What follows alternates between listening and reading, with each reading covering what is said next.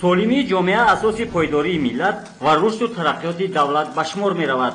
тандурустӣ яке аз соҳаҳои муҳим ва афзалиянок ба шумор рафта, дар ҷумҳурии Тоҷикистон ҳамеша мадди назари роҳбарияти олии давлату ҳукумат қарор дорад.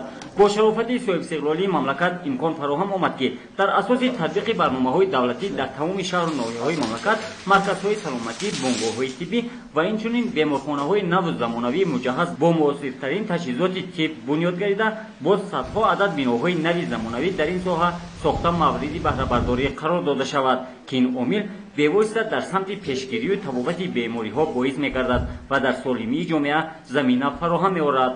муҳайё намудани шароит дар мамлакат инчунин дар рушди тибби хусусӣ низ боис гашт. бо таваҷҷӯҳу дастгириҳои ҳукумати ҷумҳурии Тоҷикистон давоми 5 сол инҷониб аз тарафи пизишки таҷрибадор Мирозуҳур Тоҳирӣ дар деҳаи Путхини ноҳияи Айнӣ маркази табобатӣ дар мавзеи хушобу ҳаво барои истироҳату табобат ба роҳ монда шудааст.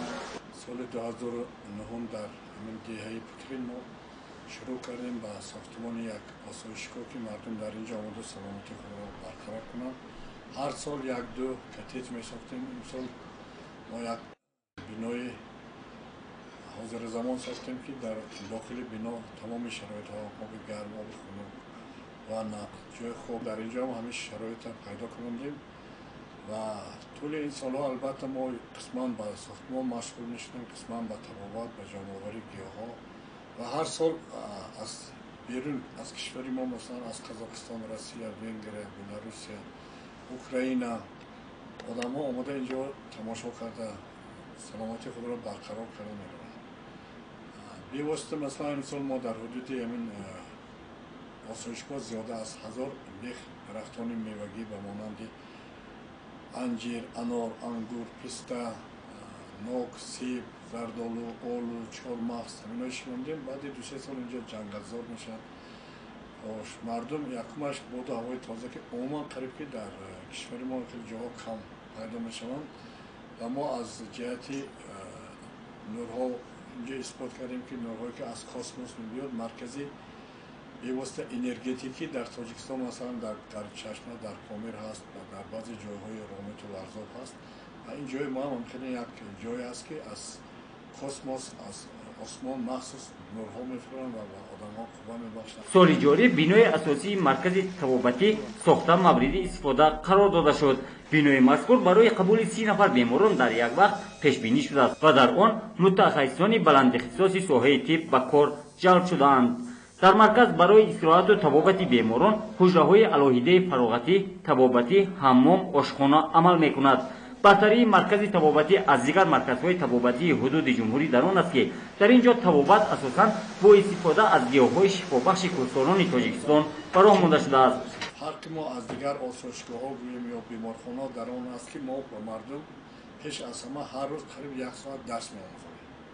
аз оддиятарин тарзи нафаскашӣ, машқҳои ҷисмонӣ, машқҳои йога, тарзи хӯрокхӯрӣ, тарзи шустушу, муомила дар оила, тамошо кардани телевизор, бо телефон чӣ гуна гуфтугӯ кардан, истифода бурдани компютер, ҳамаи ҳамино мо ба мардум меомӯзем.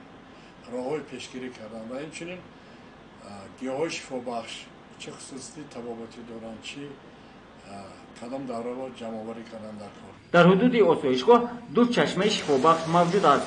таркиби оби чашмаҳо дорои витаминҳои бои табобатӣ буда аз лабораторияҳои кишвари Федератсияи Россия исботи худро ёфтаанд.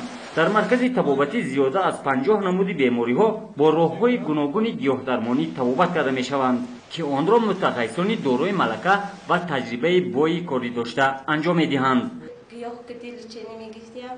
برای همه ما همینجا تبابت کنیم آمدیم 4 روز پیانت اسیم من لچینی گفتیم نغز ما و جاهاش معقول شد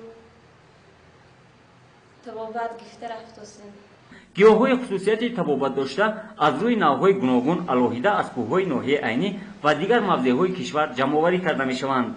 بنا با آموزش و گذراندن تجربه از طرف متخصصان این مرکز در کوه‌هایی که آسایشگاه در این موضع جایگیر می‌باشد 41 نمود گیاه‌های شفابخش موجودند و در پیشگیری و برطرف نمودن بیماری‌ها فایده کلان می‌رسانند. گیاه‌ها را با توصیه متخصصان ساکنان محلی جمع‌آوری می‌نمایند و در مرکز از روی نوع‌ها دوابخش کدام دردهایند بعدی کارکرد و بیماران پیشنهاد کرده می‌شود. асосан 2 маҳал хӯроки беморон аз ҳисоби ин гиёҳҳо бо тавсеяи мутахассисон дода мешавад. мақсади мо ки як корхонаи коркарди гиёҳҳои шифобахш таъсис диҳем, бевосита мардумро бо ғизои солим, яъне ки дар инҷо як ҳавзи моҳипарварӣ ки ҳама чизҳои табиӣ бошад, дар инҷо ба мардум пешкаш кунем ва саломатии худро барқарор кунем. барои минбаъда рушд додан ва ҷалби ҳарчи бештари аҳолӣ бо роҳу усулҳои нави табобат, роҳбарияти маркази табобатӣ тасмим гирифтанд ки бо дастгирии ҳукумати ҷумҳурии Тоҷикистон дар ин марказ академияи тибби халқӣ таъсис диҳанд. роҳи нави пешгирӣ аз бемориҳо ва табобати саривақтиро дар асоси омӯзиш тавсеяҳои муфид диҳанд, зеро саломатӣ сарвати бебаҳо маҳсуб меёбад.